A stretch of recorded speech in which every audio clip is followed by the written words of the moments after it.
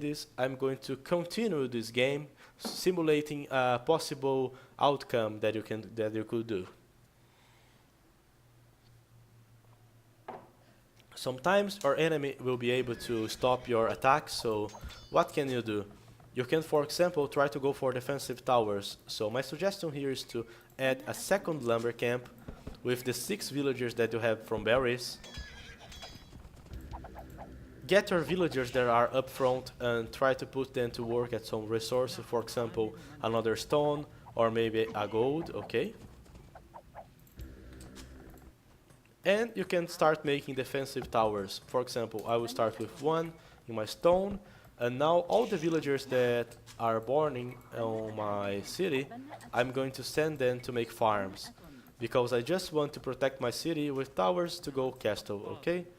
So I'm starting to make a tower on the stone. My villagers that are up front can be working in another resource, for example a stone or a gold. I will just leave them on the stone. And guys, just for this build order to work, I will have to delete my towers or the computer is going to resign, okay?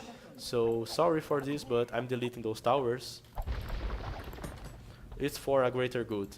Let's just imagine that the enemy sacrificed a lot of villagers and take off the towers, huh? So here guys, I will just keep adding farms around my TC, okay? All the villagers that are born right now are adding farms.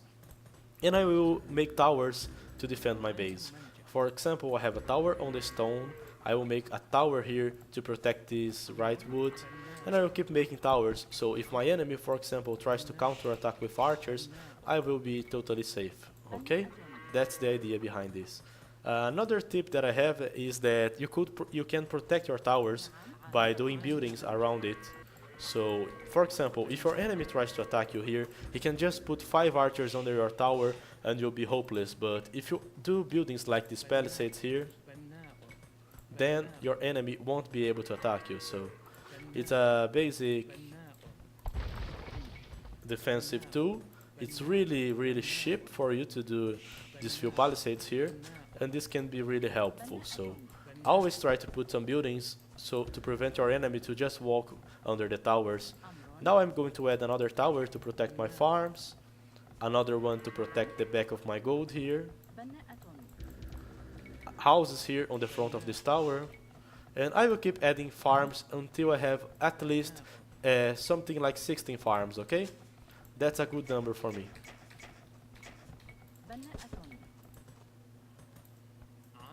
You see, with this build here, this guy just cannot go inside your tower and attack you.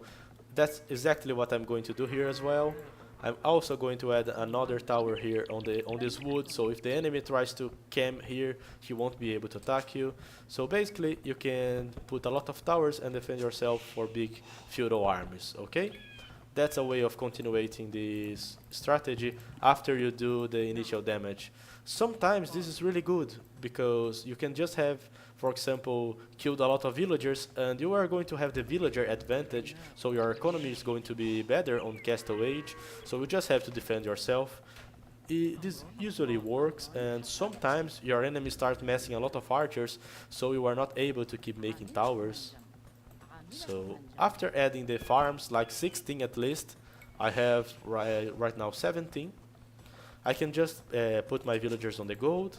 I'm sending more and more villagers to the gold. I will have at least 5, and then I will make the well barrel. And you have to choose, are you going to go for knights, for crossbowmen, what kind of army you want to do. Here I will simulate that I'm going for the knights, so I will just start to make a stable here. I already did a blacksmith, and I will make the well barrel upgrade, so my farms are going to give me an incredible amount of food, okay? After the wheelbarrow is finished, I can just click up to castle. It's basically like this. And a suggestion here is that you make the horse collar if you didn't, and you probably don't because this build order is really heavy on your economy. In about 20 minutes your farms are going to start running off, so it's good for you to add the horse collar, okay? So all the farms that you are going to remake now are going to have the extra food from the horse collar. If you don't believe me, let me just check the farms. This one has 33 food, this one has 4, this one has 93, this one just is over, so they're all about to go off. So I will just keep pumping replacement farms like this, and I'm about to click up. Also guys, do you remember the villagers that I left on the front collecting stone? Well, if they were collecting wood, I would have a big bank of wood.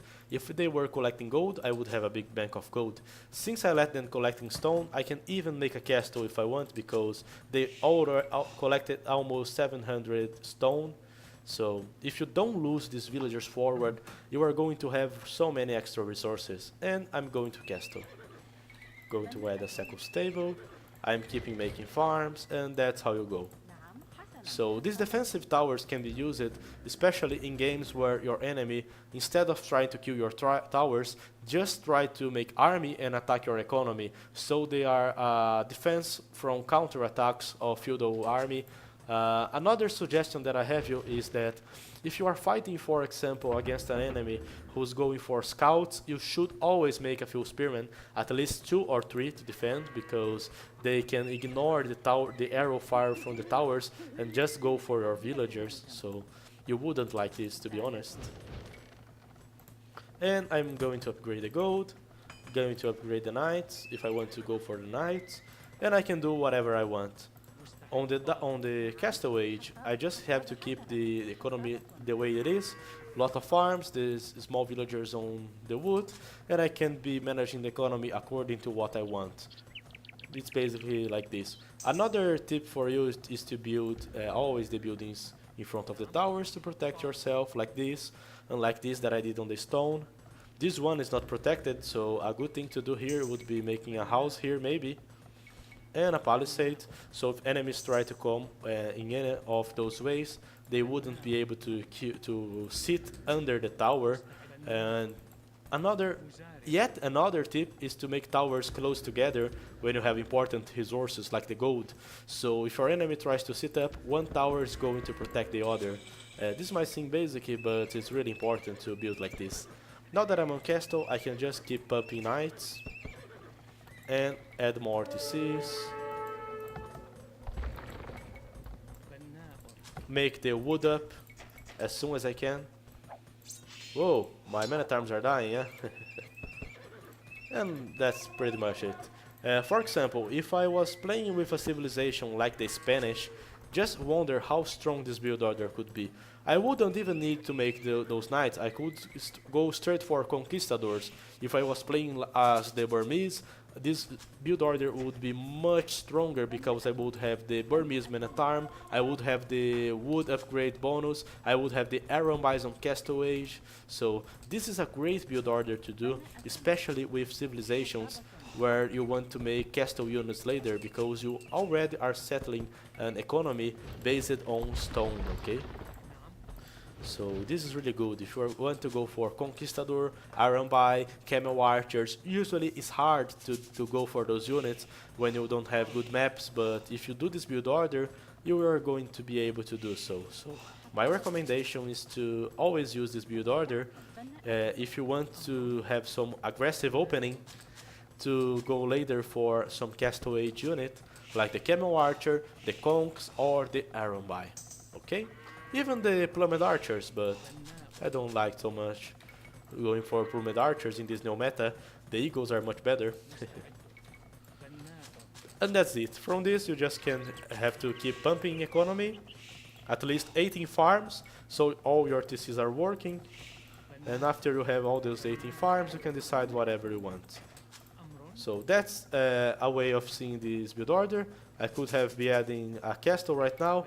Even if you lose a few villagers, the front villagers to the early fightings, if you are smart enough, you are still training your villagers for enemy villagers, so he won't have a really strong economy.